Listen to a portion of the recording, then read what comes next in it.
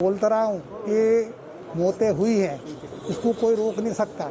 ये शिवराज के मंत्री हैं। राज्य में कोरोना कोहराम मचा रहा है। रोजाना रिकॉर्ड संख्याओं में लोगों की मौत हो रही है।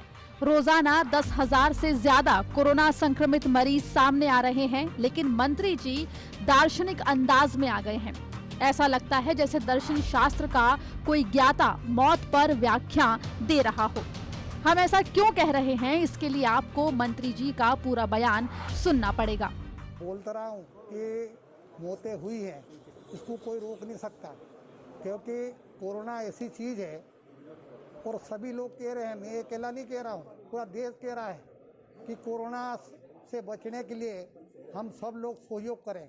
और हम इसीलिए सहयोग के लिए पूरे चारों विधानसभा में हम जाकर सभी लोगों से चर्चा कर रहे हैं। कोरोना से बचने के लिए मास्क पहने, दूरी बनाकर रहें और सबसे इसी प्रकार से और डॉक्टरों को दिखाएं, इलाज करवाएं, क्योंकि हर जगह डॉक्टरों की व्यवस्था की गई है।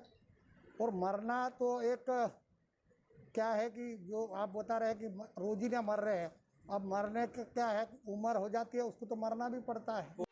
शिवराज के मंत्री के इस शर्मनाक बयान के बाद जब सरकार की किरकिरी शुरू हुई तो सफाई देने के लिए खुद स्वास्थ्य शिक्षा मंत्री विश्वास सारंग को सामने आना पड़ा।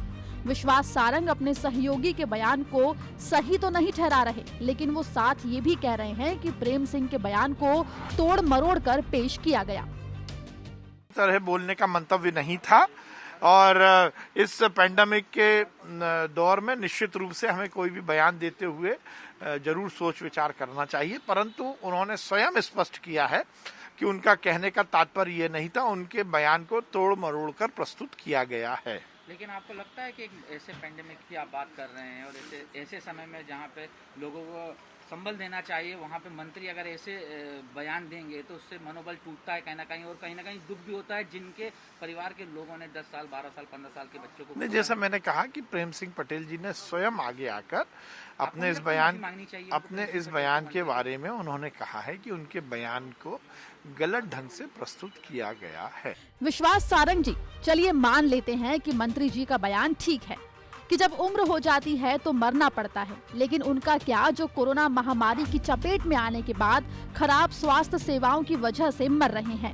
उनका क्या जिन्हें अंतिम वक्त में ऑक्सीजन तक नहीं मिला? उन लोगों का क्या जिन्होंने रेमडेसिविर इंजेक्शन खरीदने के लिए दिन रात एक कर दिया लेकिन उन्हें नहीं मिला? शायद मंत्री जी के दर्शन शास्त्र में इस सवाल का कोई जवाब ना हो। ब्यूरो रिपोर्ट, MP तक।